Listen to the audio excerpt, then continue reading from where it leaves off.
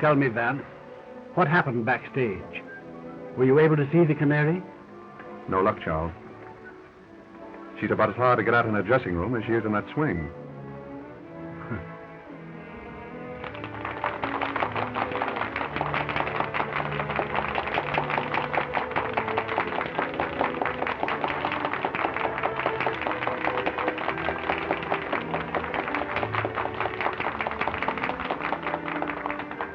If you want an idea of what I ran into back there, let me point out a few of her admirers.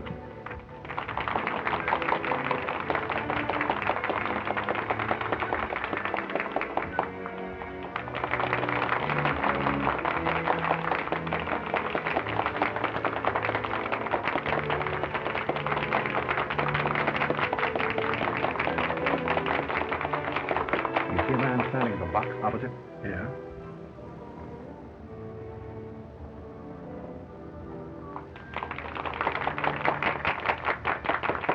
Dr. Lindquist. Oh. He was outside her dressing room just now, along with these other two. Mm. I understand that the Canary has a clause in all three of them. Are they rich? Oh, naturally. Well, then what does she want with my son? The allowance I give Jimmy is hardly tempting. Ah, my dear Charles, our little feathered friend in the swing there has social ambitions. She wants to be Mrs. Jimmy Spotswoode. Impossible. I'd do anything in my power to prevent that, even if Jimmy still cared for her. And I still believe that she'll listen to dollars and cents. I wouldn't be too sure of that, Charles. As you know, I've more or less made a hobby of crime and the criminal. That girl is no ordinary blackmailer. I'm firmly convinced that she'll stop at nothing to marry Jimmy. But Jimmy won't have her. I tell you, he has really come to his senses. Another girl? Yes. Well, you know her. Alice. Oh, yes, of course. A very nice girl, too. Yes, she is. Vance, I'm afraid that I'll have to use my own judgment in this matter. I'm going to see this Canary at her apartment as soon as possible. Well, very well, Charles. But, act quickly. Oh, I know you'll smile, but... You know, I have a strange premonition that the Canary is headed for disaster.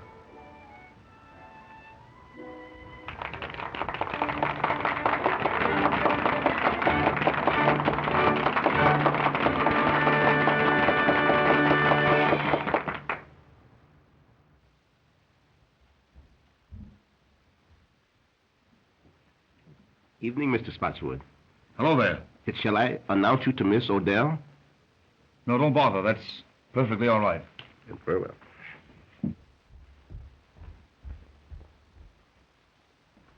Jimmy! Alice. Jimmy, you were going to see the Canary again. No, I wasn't, dear. In fact, I just started to put this note under her door to tell her so. Oh, Jimmy, I'm afraid of her. Oh, she's clever and cruel and unscrupulous. She'll hurt us again. I know she will. No, dear. She can't hurt us now.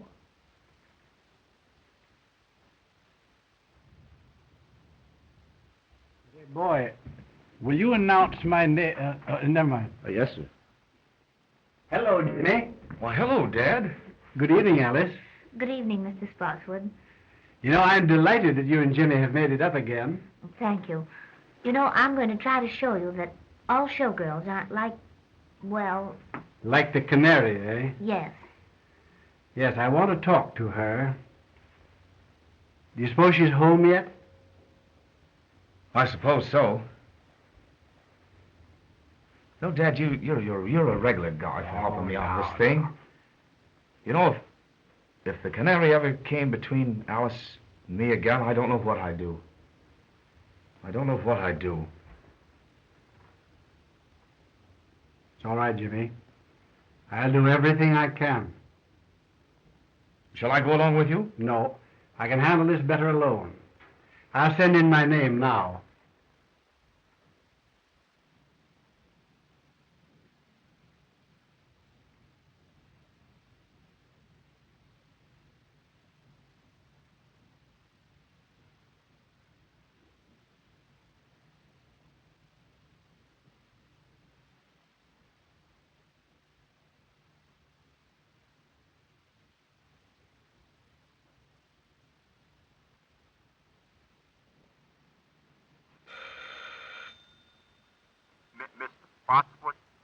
Send him in, please.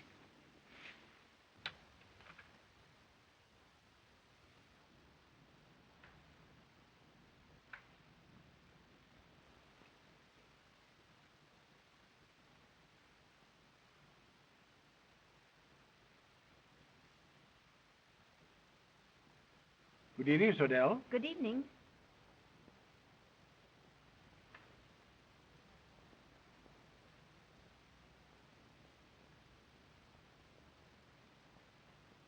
Shall we go over here? Why, yes.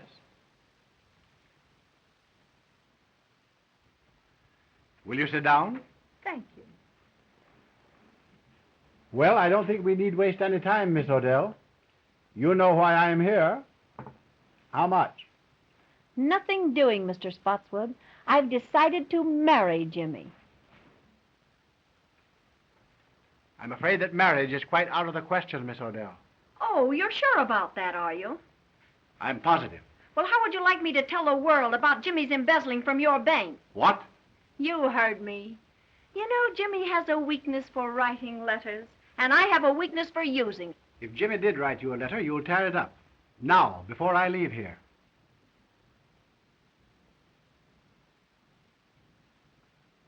Sure. Go ahead, tear it up yourself. My memory's still perfect. Oh, yes, I see. Yes. Very well. You win. Now, what do you really want? I've told you what I want. I want to be Mrs. James Spots, and that's that. Oh, haven't you any heart? Won't you give him up, Miss Odell? For the sake of his happiness, for the sake of the girl whom he really loves. Give him up. Now, what do you want me to do? Burst out crying? Listen, Mr. Spotswoode, I know all about Jimmy and Alice, and if he marries her, I'll tell every newspaper in this country that he's a dirty thief. Oh, no, you wouldn't dare do that. That's blackmail. Sure it is. Call it anything you like. But get this into your head, that that's what I'm going to do. Well, that remains to be seen. Good night.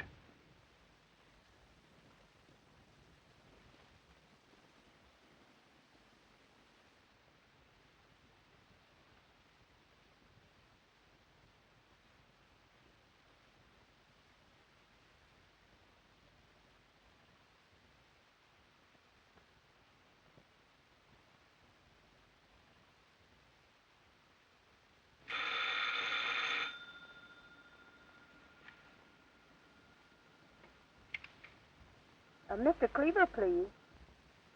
This is Mr. Cleaver speaking. Not the Mr. Cleaver, the great reformer. Yes. Well, this is your favorite weakness. Margaret! Don't get nervous, baby. I've got some news for you.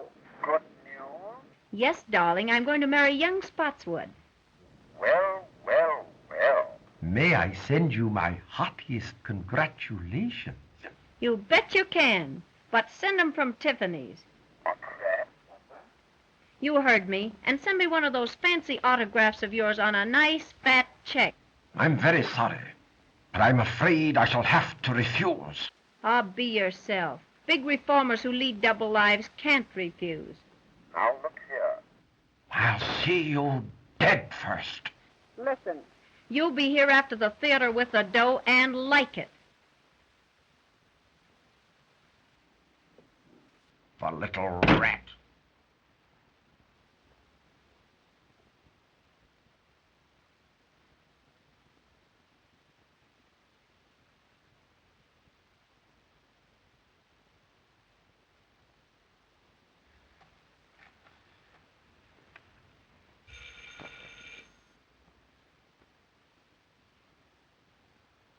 May I speak to Mr. Louis Mannix, please? Quiet, my wife. Don't get excited. I just thought you'd like to know I've sold the body down the river. I'm going to marry young Spotswoode. Splendid. yes, darling. And I've decided that you're the best man. Best man? Yeah, the best man I know of to kick in with a nice, handsome present in cash. Now, see here, you know I can't afford. What do you mean is, you can't afford to let the ball and chain know what a big-hearted Santa Claus you've been.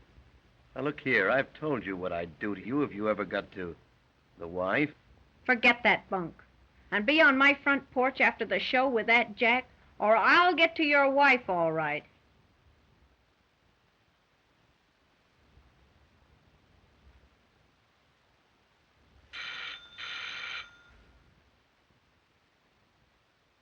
It's Dr. Lindquist speaking. Oh, yes, Dr. Lindquist. How would you like to do me a little favor? Why, certainly, Margaret. I'd do anything for you, you know. How would you like to go jump in the lake?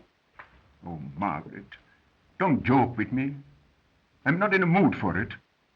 Oh, get wise to yourself. I'm through with you. You give me the willies. I warn you, Margaret. I'm desperate.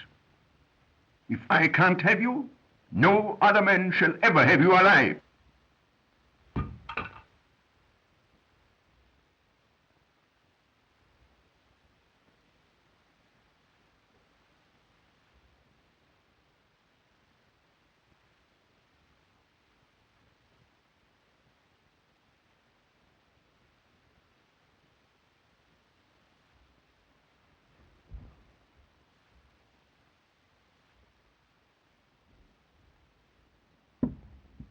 Tony! In person, baby. How's my little squaw? I thought you were still in jail. Well, I got tired of the big house, Mrs. Skeel, so I dropped in to see my little wife. I'm not your wife. How come? I divorced you 6 months ago. Yeah? Listen, baby. A little thing like a divorce don't mean anything to me. I heard you taking those suckers down over the phone. And I'm in and in on the works. 50-50. You big crook. You're not in on this one. Don't, you big heel. Say, I ought to bump you off. You're doing your swing for it. Yeah? Well, maybe it'd be worth it. Now get this. I'm in on this racket. I'll be back for my cut. Yeah? Try and get it.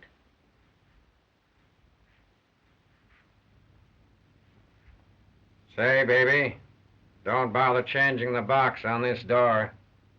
The lock I can't pick is still in Yale.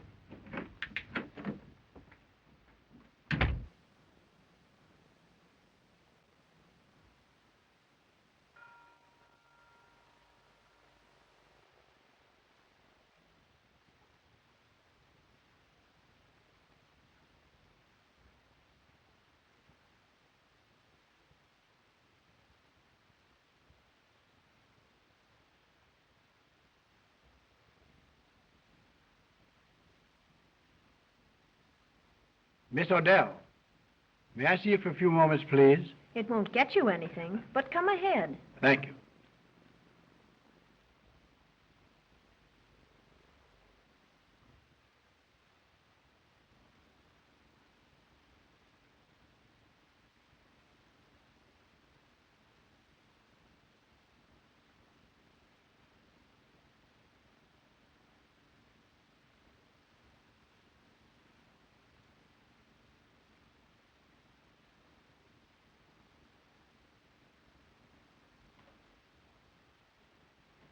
I have something to say to you, Miss Odell, which I believe will make you change your mind about Jimmy.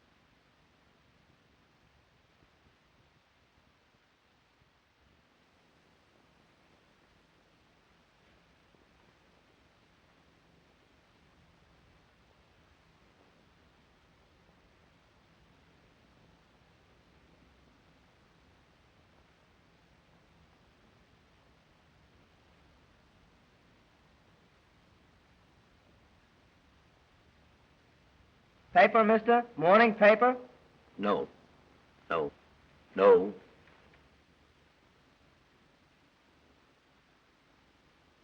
Thanks, mister.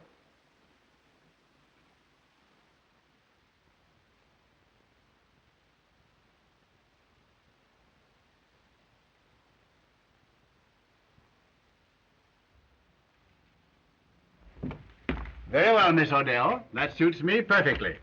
Think it over tonight, and I'll come for your answer in the morning. Good night.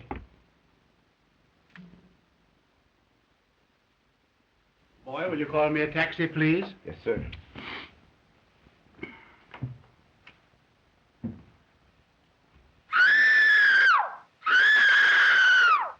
Well, what's that? Miss Odell!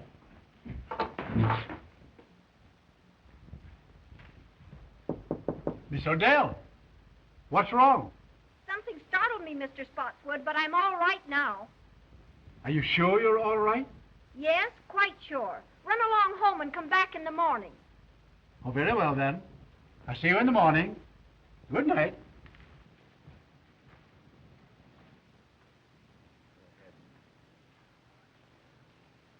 Stuyvesant Club. Yes, sir.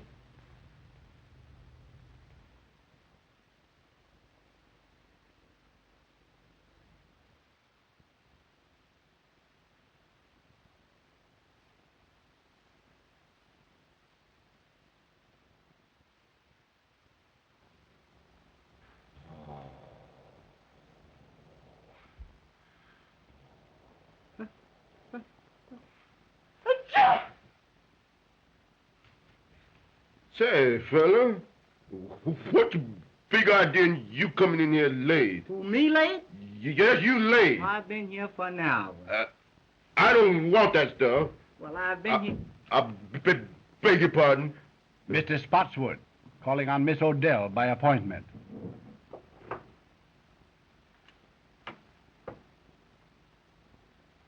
She don't answer. Has she gone out, do you think? I've been on all night. And you haven't seen her go out? No, sir. That's funny. Do you suppose she can be ill? But we may go and knock. Yes, let's do that.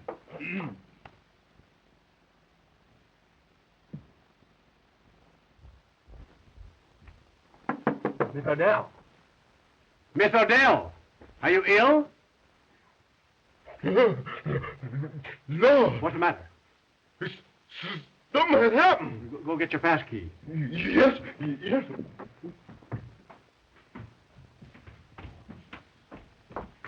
Say, fella, he's running to get a cop. And say, he gets get a big one, too.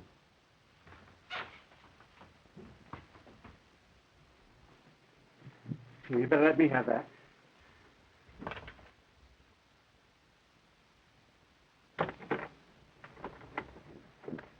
What's the matter here? Something's happening there, officer. You'd better take that key and go in.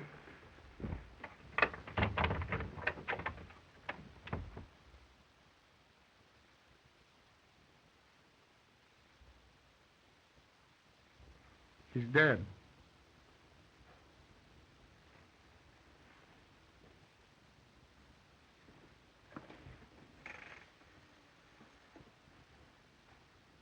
Police headquarters, please. Patrolman Cassidy speaking. There's a woman dead at 184 West 71st Street. It looks like murder. Okay, Cassidy.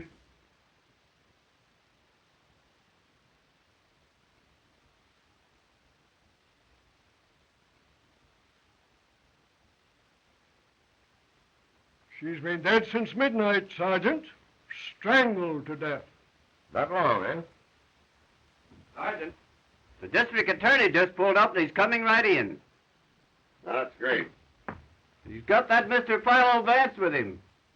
Well, that'll be just dandy. Sherlock Holmes on the job again, huh? Heads up, boy. Good morning, Sergeant. Good morning, Mr. Markham. Well, hello, Mr. Vance. How are you, Sergeant? Fine. Haven't seen you since the Green murder case. Quite right. Oh, good morning, Mr. Spotswoode. Good morning, Mr. Markham. Well, Sergeant, what does it look like? Well, Chief, it's just another clear case of robbery. All I can make out of it. Nasty business, Charles, huh? Oh, terrible. As you know, I was here last night to make my final appeal to her for Jimmy. And when I came back this morning for her answer, this had happened. Yes. They'll probably want to keep you here for a few moments, Charles. Yes, I suppose they will. And by the way, I explained to the district attorney on the way down about Jimmy and the girl here. Oh, that's good. I'm glad you did that, Philo. You know, if I can tell you anything that will help... Well, perhaps later, Charles. Meanwhile, I'll have a bit of a look about. I don't think there's anything worth you looking at, Mr. Vance. It's a clear case. Robbery. She put up a battle and they wrecked the joint. I see. As simple as that, eh? That's it. Well, just the same, Sergeant, if you don't mind, I think I'll have just one little look. Surely, Mr. Vance. Go right ahead. Make yourself perfectly at home. Thank you, Sergeant. Excuse me, Mr. Policeman. When do we sleep? Now, you get this, sonny boy. You'll go for a long sleep unless you button up that big trap of yours. Yes, sir. Sergeant, Yes, Chief? any fingerprints? Well, so far, no. I'll tell you this job was done by an expert. It's perfect. Yes, that's just the trouble. What's that? It's too perfect. Well, that's a little over my head, Mr. Vance. Just what do you mean by too perfect? Well, Sergeant, what usually happens when a heavy lamp like that is knocked off a table? Well, I don't know, but I'll bite. What does happen? It usually smashes, doesn't it? It might. Well, look at that one. Well, what about it? It was simply that lamp was placed there to give the effect of a struggle. Maybe. Let me see, Sergeant. It does look a little obvious, doesn't it, Vance? I should say so. Hey, boy. What happened here last night after you heard Miss Odell scream and you and Mr. Spotswoode ran down the hall to her door? Well, she said she was all right. And I called Mr. Spotswoode a taxicab. And you got away with it? Yes, sir. That's right. What time was this? It's on the call sheet that I gave you. About... Never mind. I can read it. 12:10. Mr. Spotswoode, where did you go last evening after you left here? I went directly to the Stuyvesant Club. That's right, Sergeant. I met Mr. Spotswoode at the club shortly after 12. We played poker until almost daylight, I believe, wasn't it? It must have been. I know it was long after 4. Oh, yeah. You mentioned that coming down here, Vance. Right. That'll be all for the present, Mr. Spotswoode. Thank you, Markham. But if you do want me later on, Mr. Vance has my number. Quite right. Goodbye. Goodbye. Goodbye, Goodbye, Philo. Charles. I'll phone you. Go right ahead, boy. Suppose we look at some more. Joe.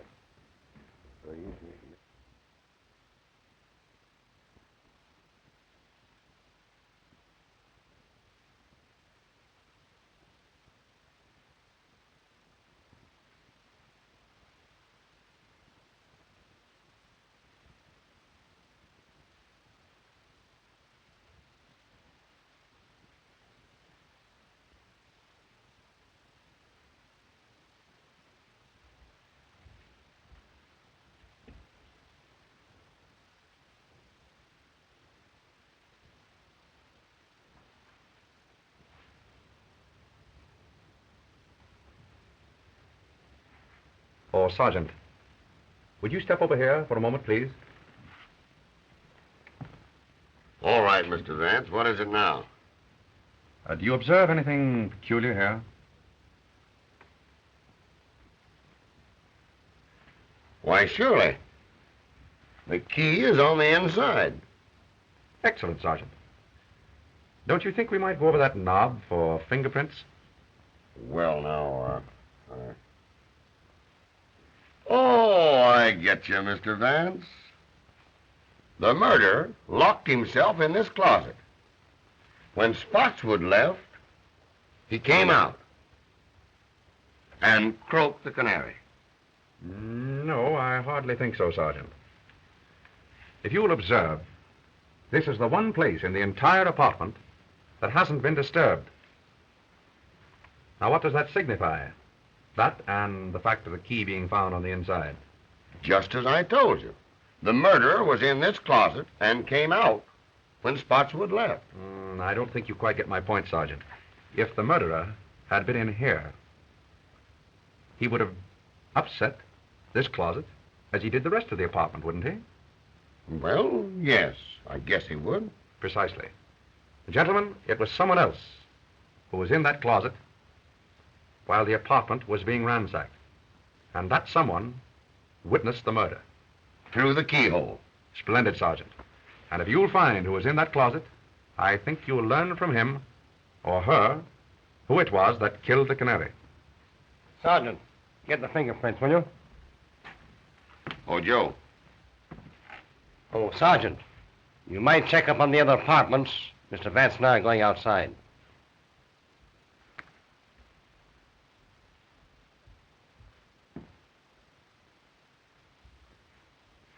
You, come here. Yes, sir. Who lives in that apartment there?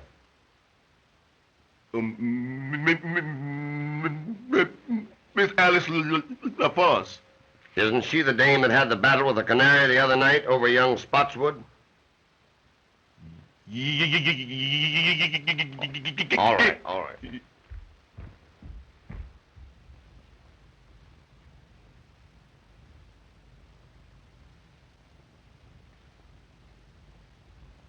Impossible to get in here. I'd say so. Well, what's this?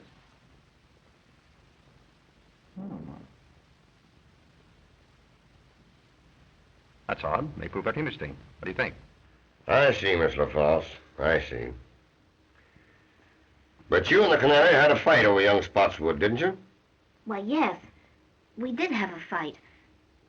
You see, she took Jimmy away from me and got him into trouble. But that's all over now. Jimmy and I made it up just day before yesterday. You didn't see young Spotswoode last night, did you? Why, yes. He brought me home from the theater. Uh-huh. So he was hanging around here last night, was he? Yes, but he was with me until after 1 o'clock. Now, wait a minute, lady. Wait a minute. You save your alibis till we get you down to headquarters. Go slip on your things. Why, look, you don't think that... Put 'em on. Oh, Mr. Vance, I'm frightened. Well, now, don't you be worried, Alice. Just you do as the sergeant says. All right.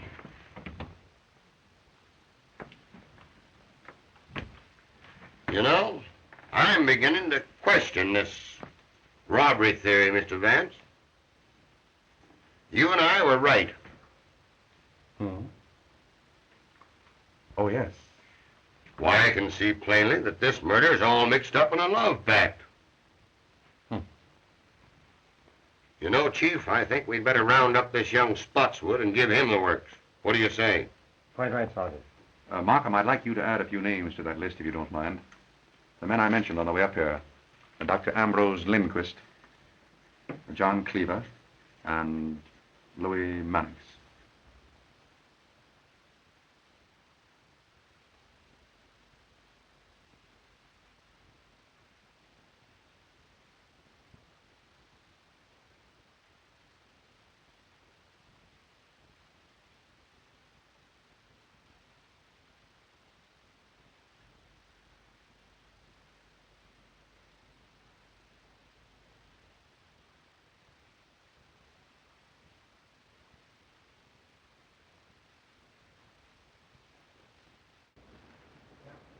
Well, young man, what do you know about what happened at the Canary's apartment last night? Nothing. But look here, sir. That has nothing to do with Alice. I mean Miss LaFosse. The papers say the Canary was murdered before midnight. And I tell you we were together the whole time. It isn't fair to hold her. You haven't the right. Now, Jimmy, don't get worked up. Everything's going to be all right. Why not interview the others first, Markham? Very well. Gordon, take Mr. Spotswoode out in the other room and hold him there. I'll talk to you a little later, young man.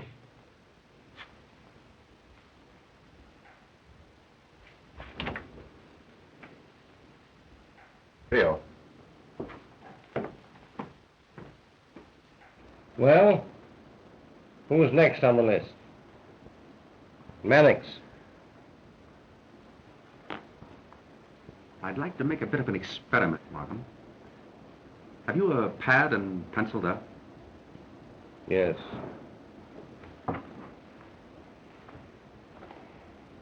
There you are. You have that newspaper handy? Yes, right here. All ready? All right. Good morning, Mr. Vance. Good morning. Mr. Markham. Good morning. Will you please take a seat? Thank you.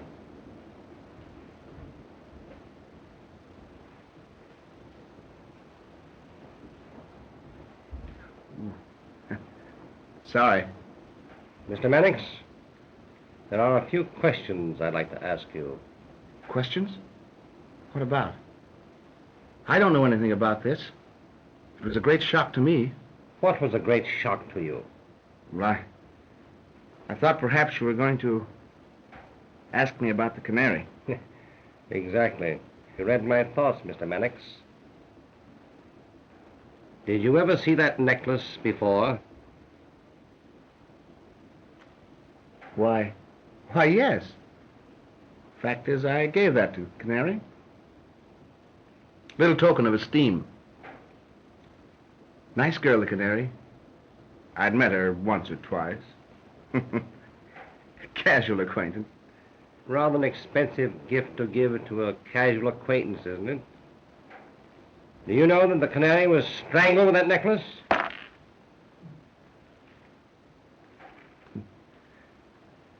Most remarkable. Unfortunate, I should say. Where were you last night between 11 and 1 o'clock? Between 11 and 1? Yes. Let me see. Why, I was home. I went to bed about 10 o'clock. Tired out. You understand. Pardon me, Mr. Mannix.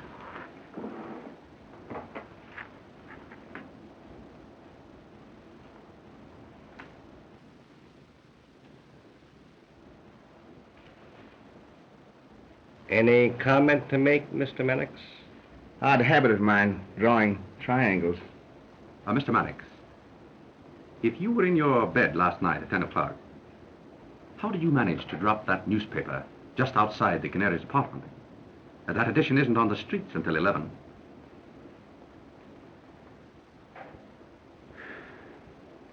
Well, you've caught me. I'll tell the truth. It's always best to tell the truth, especially when there's no reason to lie. It was like this. The Canary called my home at dinner time last night. Most embarrassing. Mrs. Mannix was with me. I had omitted to tell my wife about the Canary. She wouldn't have understood. The Canary told me that she was going to be married and wanted to see me. Said that I should come to her apartment at 11 o'clock. Well, I couldn't argue over the phone. The missus was listening. So I said, all right. So at 11 o'clock, I went to the Canary's apartment. I entered the hall by a side door and went directly to her apartment. I was about to enter when I heard voices inside. I listened. There was a man in there, and he was arguing. Of course. Well, that was no place for me. So I returned home without seeing the Canary or entering her apartment. Well, that'll be all the questioning for the present, Mr. Mannix, but I'll have to ask you to wait in the outer office. I may want to speak to you later on. Oh, well, won't you let me go home? I'll get in an awful mess with my wife. I'm sorry, you'll have to wait. Oh, Mr. Markham, I wouldn't run away. Melfield. That'll be all.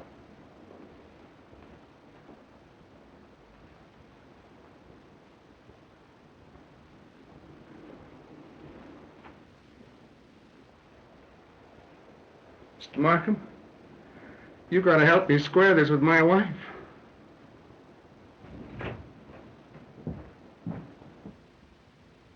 We will now have Mr. Cleaver.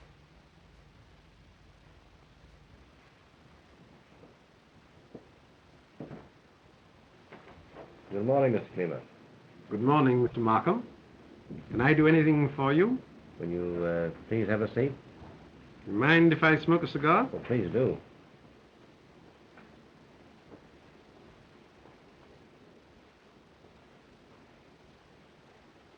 Mr. Cleaver, do you mind if I ask you some questions? Why, of course, if I can be of any help. Where were you last night between 11 and 1 o'clock? Motoring up the Hudson in the moonlight, alone.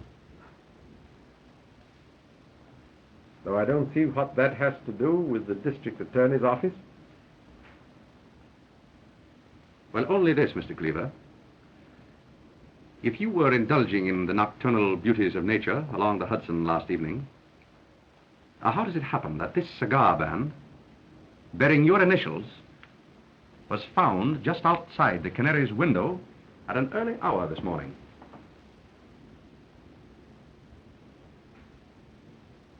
Well, if I was passing the Canary's apartment, you can't twist that into a crime. Oh, then you did pass her apartment. Why, yes, I've nothing to hide. It was about dinner time last night. The Canary phoned to me. Oh, of course, my acquaintance with her was wholly in my line as social reformer. I'd hoped that she was going to leave her immoral life and marry and settle down and be a good woman. And you kept the appointment? Yes. Yes and no. I was a little late. I arrived at her apartment about a 11:45 or thereabouts. I waited for a minute outside her window to light a cigar. Then I glanced down to the side entrance to the building. And who should I chance to see but Dr. Lindquist? He was behaving in a very peculiar manner. Seemed to me very queer, very mysterious. I didn't like it, so I made up my mind not to see the Canary again. And I turned, walked back home. Now, that's all I can tell you. I'm a busy man, and I hope you'll excuse me. I'm very sorry, Mr. Cleaver, but I'll have to ask you to wait in the outer office. I might want to question you again. You mark my words, Markham. You'll be sorry for this. Well, I'll take my chances, Mr. Cleaver.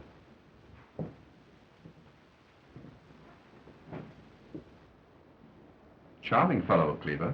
Yeah, rather. By the way, Vance, I didn't see you pick up this cigar band in front of the Canary's apartment this morning. I didn't. Where did you get it? From your wastebasket. Wastebasket? Cleaver dropped it there when he entered. I took a chance on his not remembering that. It seemed to work. Well, I'll be... Very good. Dr. Lindquist. Go. Come on, Doctor. Take your hand. Hey, Chief. We caught Dr. Lindquist just as he was leaving town. It's a lie. I was on the way to a patient. Won't you please sit down, Doctor? I'd like to ask you a few questions.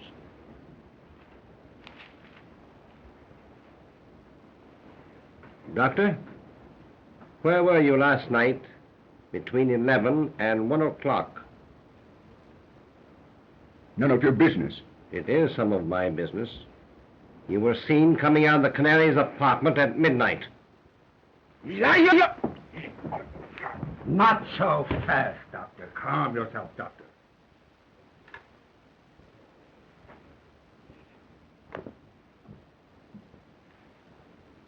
I'm sorry. I lost my temper.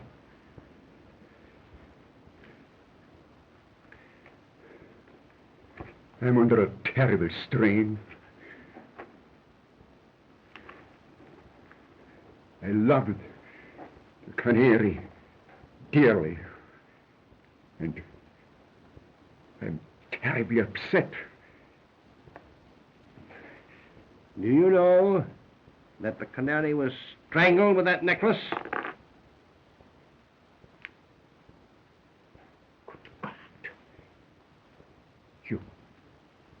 You don't accuse me? Now, Dr. Lindquist, there's really no need for you to be excited.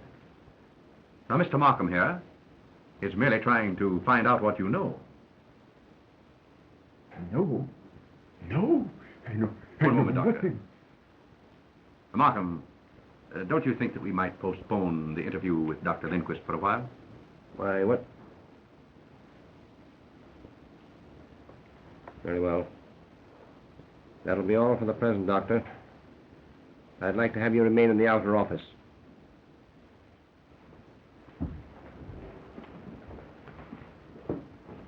Come on, Doctor.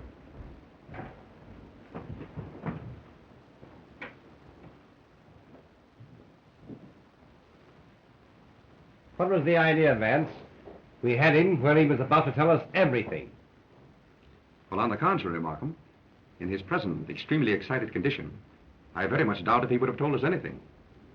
I do think, however, that if we give him a chance to cool off a bit, he's very likely to tell us the truth. Well, perhaps you're right. Good morning, Sergeant. How are you, Sergeant? Good morning, Chief. Hello, Mr. Vance. Take a slant at those. There is the Canary's jewels. They were found in an ash can about a block from her apartment this morning. I guess that kind of disproves the robbery theory. We were right, Mr. Vance.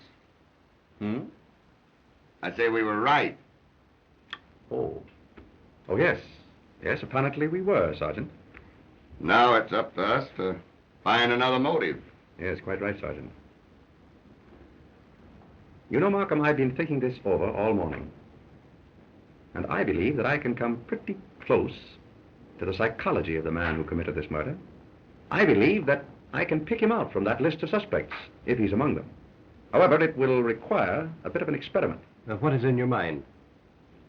Well, I'd like to use that conference room of yours there for a friendly little game of poker with your suspects. Well, now, that's a cute idea. Just what is your idea, Vance? Well, just this, Markham. A man's true nature always comes out in a game of poker. Now, I know the type and the temperament of the man who murdered the Canary.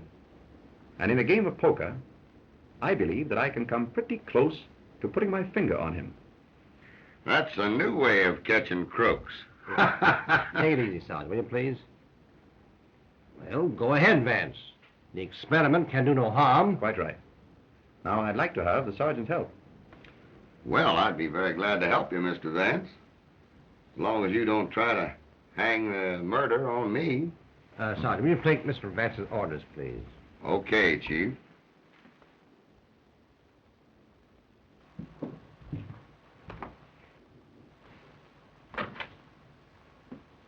Will you get me a deck of cards and have some poker chips handy just outside there?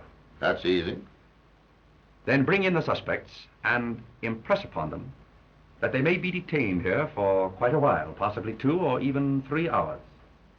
Well, that's okay, Mr. Vance, but how are you going to get these suspects into this poker game without it appearing phony to them? Well, Sergeant, I rather think that the power of suggestion will take care of that.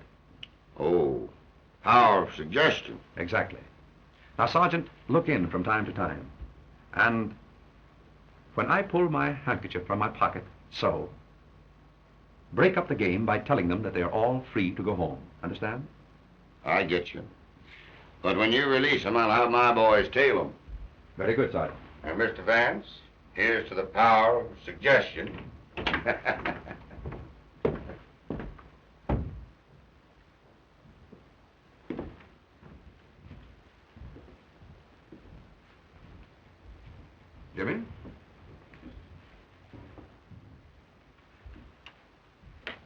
Well, gentlemen, you're liable to be here for 2 or 3 hours. Perhaps longer. That's outrageous.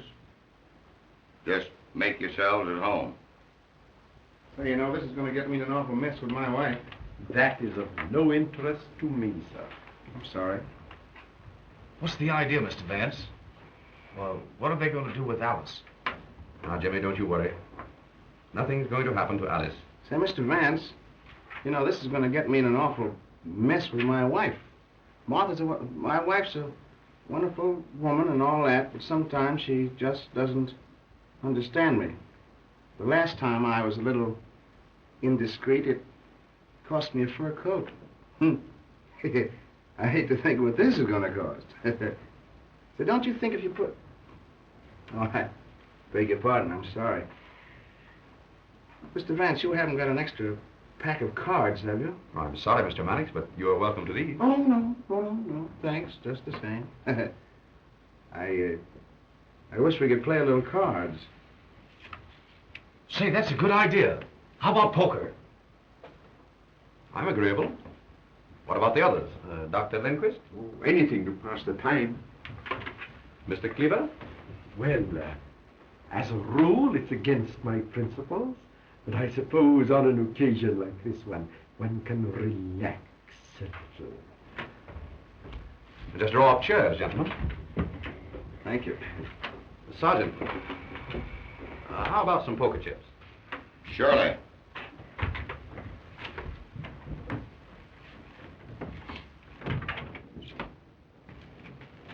Chief. Yes?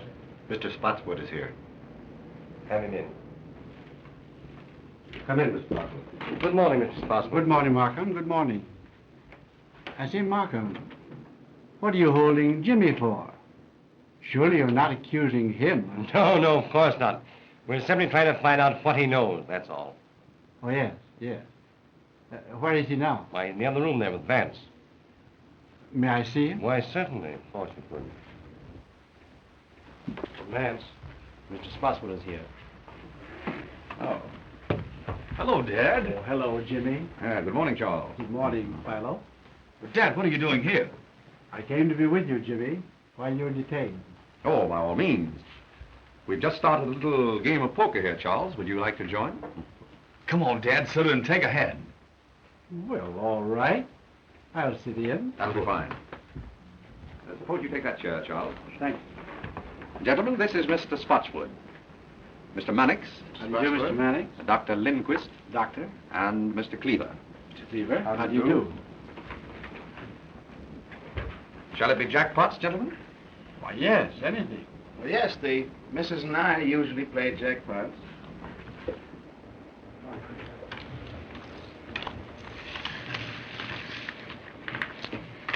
Cards?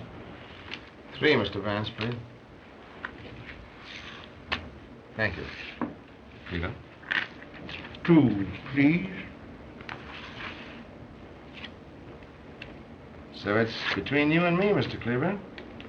Yeah.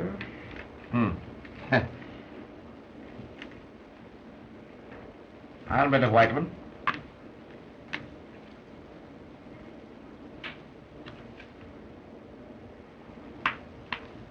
Oh, so you're calling me? Yeah. Well, just openers, pair of jacks.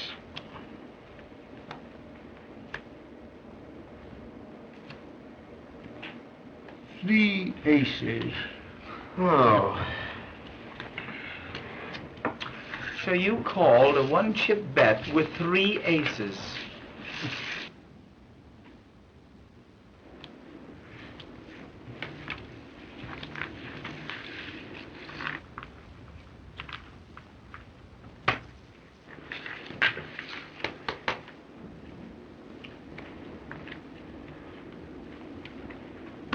Open. I'm out.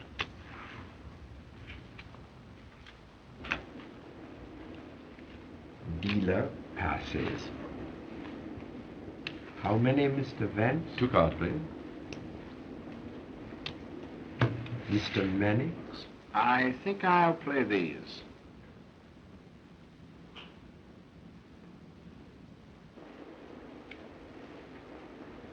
I'll check the bet to you, Mr. Mannix.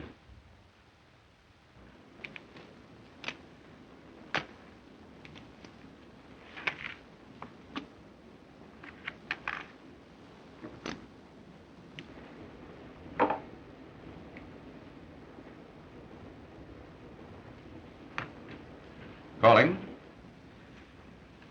9, 8, 7, 6, 5. And they're all spades. You bet on a sure thing, Mr. Mannix, huh?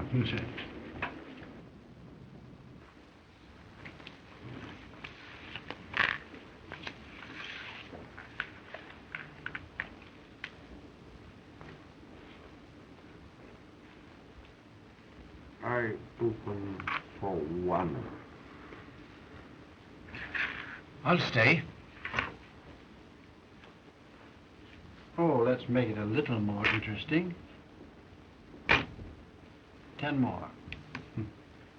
Well, that lets me out. I'm out. And me.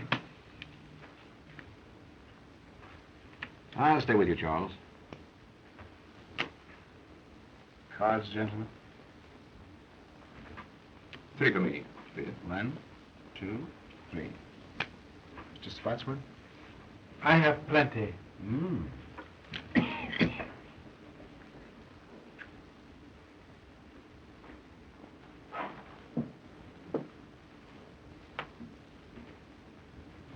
A white stack, Charles. 2 white stacks. Hey.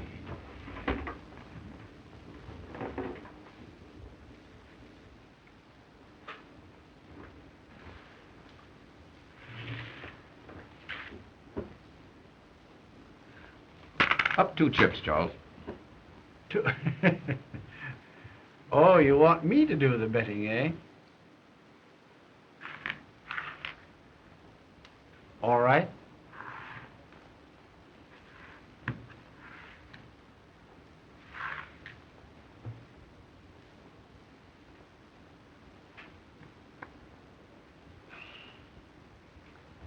I'm afraid I'm overcome by curiosity. What have you? 2 deuces. They're good. They're what? Well, why the philanthropy, Philo? Well, I had ace high.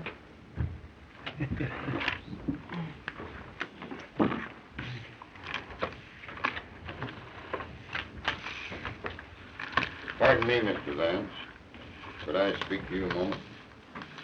Excuse me, please.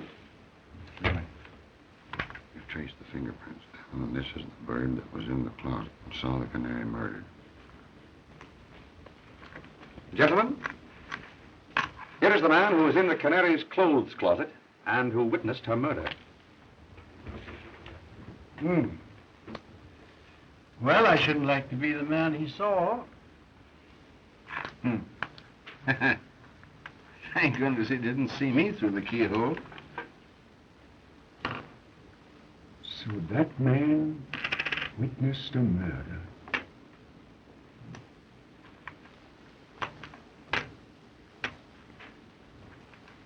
Singularly unattractive countenance. Well, if he knows, why doesn't he tell who did it?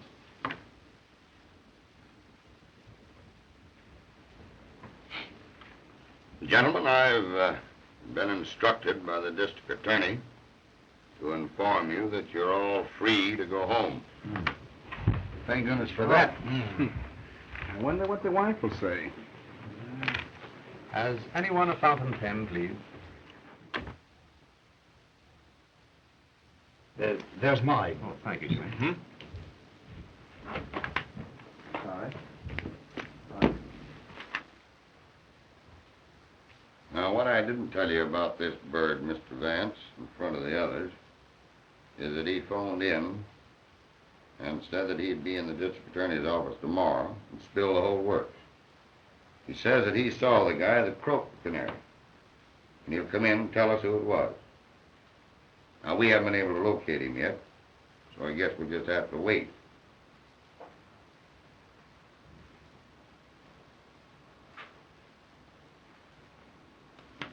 Well, Sergeant, that takes the matter out of my hands.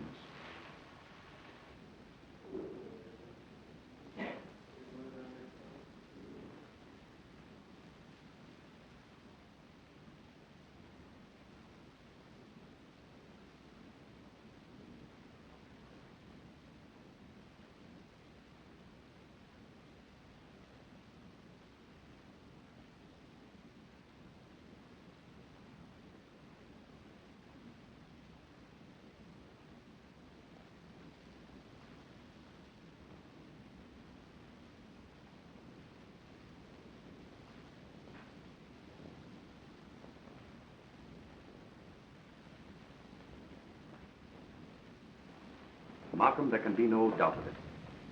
The same person who strangled the Canary strangled Skeel. This new murder was done to cover up the first. Skeel was obviously blackmailing the Canary's murderer. He threatened to inform the police of what he had seen through the keyhole of the closet. And when the murderer learned yesterday at the poker game that the police knew who had been in the closet, he put Skeel out of the way at the earliest possible moment. I believe you're right, Vance. Oh, my.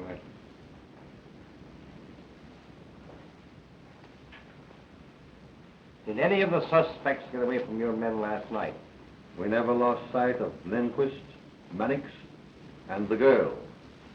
But young Spotswoode and Cleaver gave us the slip. That'll be all. Okay, Chief. Vance? That leaves Jimmy and Cleaver. Morning, Chief. Good morning, Heath. Boys. Hello, Mr. Vance. Good morning, Sergeant. Well, Chief, everything's okay. I've got the guilty man, and I've got him right. You've got him? I hope to tell you I have. Where is he? All right, Mac. Bring him in. Mr. Vance, Jimmy. this fool arrested me this morning at breakfast for the murder. Why, it's just like shooting fish in a tub, Chief. I've got all the dope and I've got it down pat. Motive and everything. Now, this Dame Alice croaked the Canary, jealous because she'd stolen her fellow. The kid here bumped Skeel off to shut his mouth and to protect the dame. It's a lie. That isn't all, Chief. I've got the evidence. And it's not psychology, Mr. Vance. Mr. Vance, he lies. He hasn't any evidence he couldn't have. Just a minute, Jimmy. Sergeant, what is your theory? Well, I don't go on theory. I use cold facts, Mr. Vance. Now, you wait a minute. Did you ever see that pen? Yes. It's mine. You bet your life it's yours. Take a look at that pen, Mr. Vance. Chief? Well? Now listen to this. This morning I found that pen on the floor there by the table where Skeel was murdered. And the kid here admits that it's his.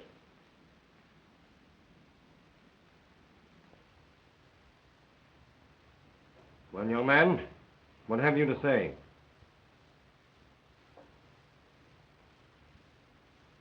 Yes, I killed them. Both of them. I guess that does it, Chief. We've got him in a sack. Now, this Dame Alice... Wait a minute. You've got what you wanted. Now, take me out. Take him away, Mac.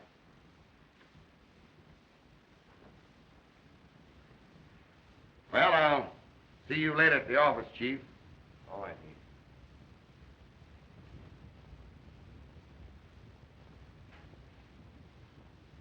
Sorry, Mr. Vance.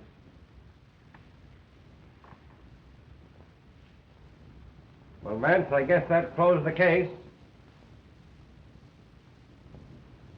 No, Markham, it doesn't. What do you mean?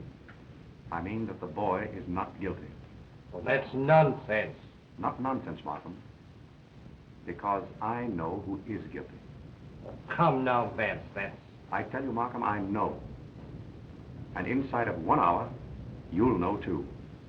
I'm going to telephone at once to the real murderer and have him come to the Canary's apartment. And I want you to be there. But the boy has confessed everything. Markham, if you don't meet me there, you'll be the laughing stock of New York in 24 hours. Because I'll have the confession of the real murderer. Well, all right, Vance, if you want it that way. I'll be there.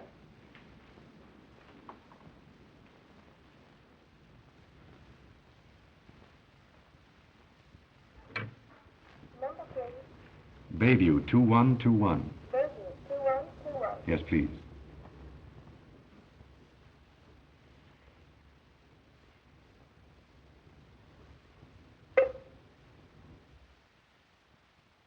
This is Philo Vance. I want to speak with Oh, hello, Philo. How are you? I didn't recognize your voice. I've something of extreme importance to tell you. Jimmy has just been arrested. He has confessed to the murder of both the Canary and Skeel. Do you understand? Yes, I understand, Philo. Jimmy is not guilty. I am the man you want. How soon will you meet me at the Canary's apartment? It'll take me almost an hour to get in from the country, but I'll be there. Good.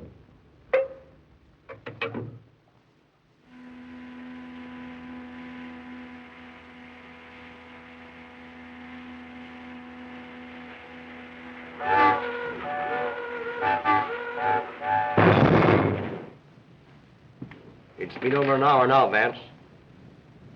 Now, don't be impatient, Markham. He'll be here.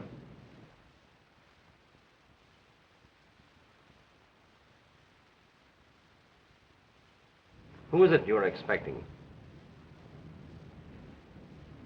You wouldn't believe me if I told you.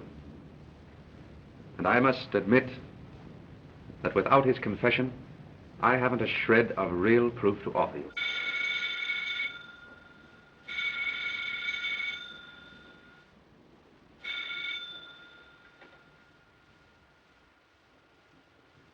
Hello?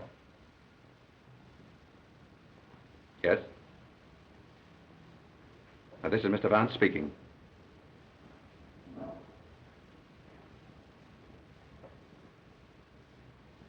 What? Yes. All right. What is it, Vance? Spotswoode has just been killed in a motor accident. Spotswoode killed?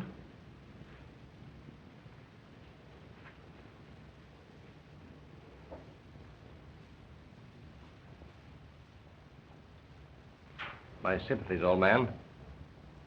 I know what great friends you were. It's worse than you realize, Markham. It was Spotswoode who killed both the Canary and Skeel. Spotswoode? I've known it ever since the poker game. But how could you know? Sit down, Markham. It wasn't really so difficult. Remember, the man who committed this particular crime must have had certain definite qualities. A mind capable of working out a well-planned and brilliant course of action. Willing to take a desperate chance and see it through. Now consider the men in the game. Jimmy, I ruled out at the start. But I'd known him as a boy, and his youth and impulsiveness were hardly consistent with such an obviously premeditated murder. Lindquist was far too excitable and erratic to have plotted such a carefully calculated crime.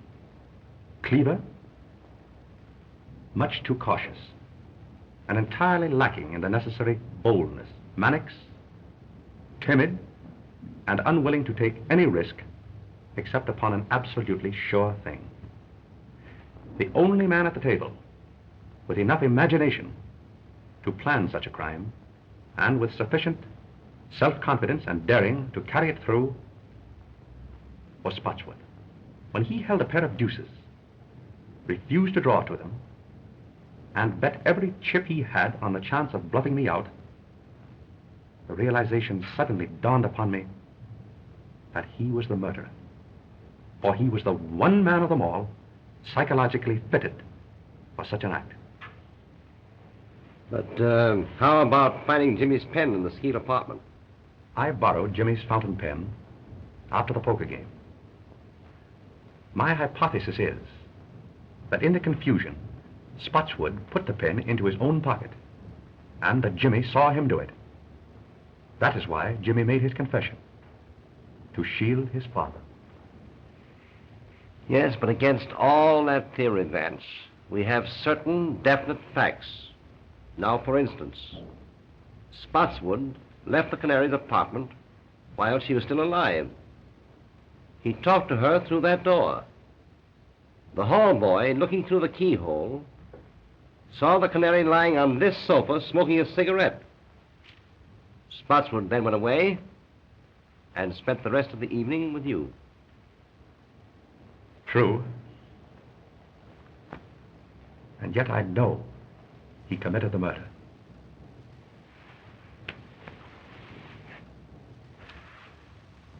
I've got to find out how he did it. I'm afraid you will, Vance, so that Jimmy can go free. Spotswoode himself was coming here to tell how it was done in order to free Jimmy. And now he's dead. I've got to solve it.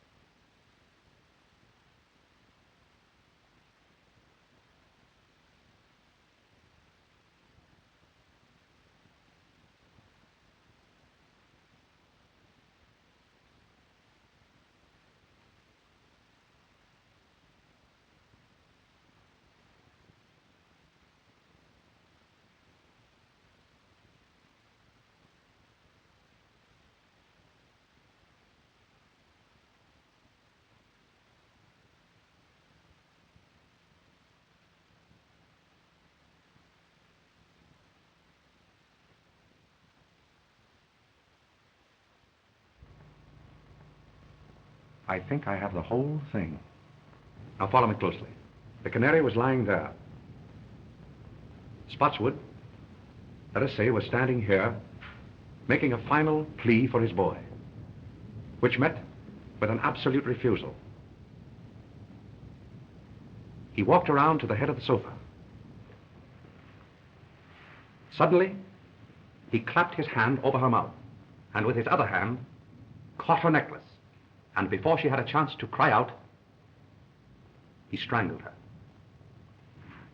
He then proceeded to set the stage, to make it appear that the crime had been committed with robbery as a motive. He stripped her jewels from her and placed them in his pocket. Then, he took a cigarette from that box and lit it. He laid her hand here, placed the cigarette between her fingers, so that in case anyone should look through the keyhole of that door there, it would appear as if she were lying here smoking. He then overturned the entire apartment to make it look as if a burglar had ransacked the place. Now just step over here, Markham. He came to this closet door, but he couldn't open it. Skeel had locked himself in, though Spotswoode didn't know that. And Skeel, through the keyhole, saw everything that Spotswoode did. That accounts for the orderly condition of this one closet when everything else in the apartment was ransacked. And that, Markham, was the technique of the crime itself. But that doesn't account for the fact that... Just a minute. I haven't quite finished. I want you to go out into the hall and stand at the desk where Spotswoode stood when he ordered his cab. Very well.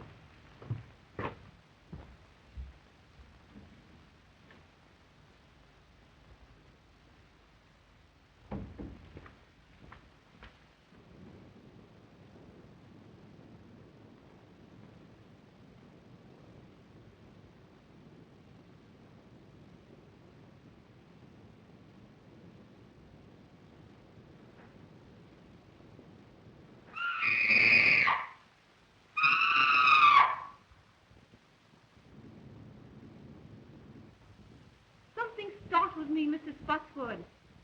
But I'm all right now.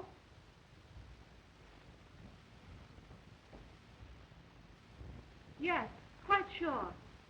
Run along home and come back in the morning. You understand now? This record was Spotswood's alibi. Undoubtedly, the reason he returned here the next morning was to get it back. But he was prevented by the arrival of the officer who entered the apartment with him. The Canary was dead when the scream issued from the apartment that night. She was dead when she apparently spoke to Spotswoode through the door. But what clue led you to the phonograph record?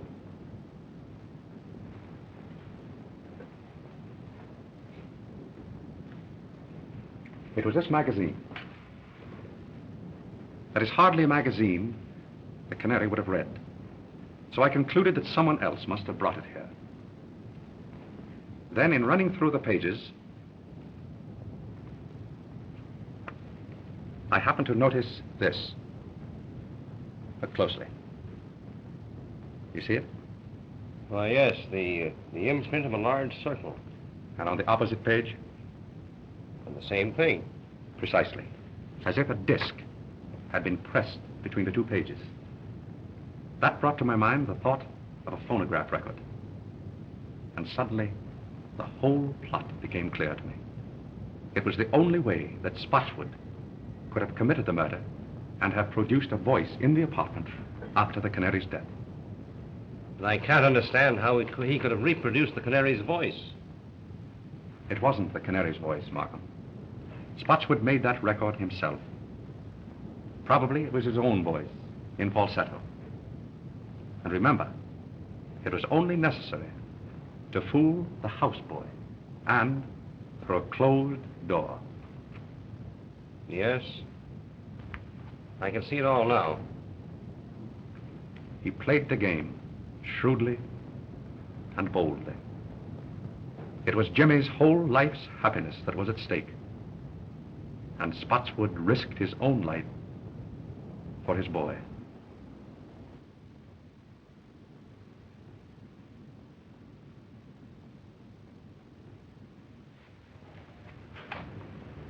Goodbye, Mr. Vance. You'll never know how grateful we are. Goodbye, my dear. I wish you great happiness. Oh, thank you. Goodbye, Jimmy. Your happiness will come. Thank you, Mr. Vance. I can't say any more just now.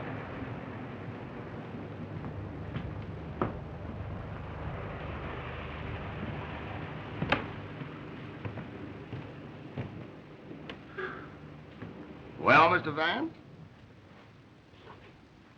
Well, Sergeant. I guess we put it over again. Right you are, Sergeant. Many thanks. Well, I'll be seeing you later. Goodbye. Goodbye, Sergeant.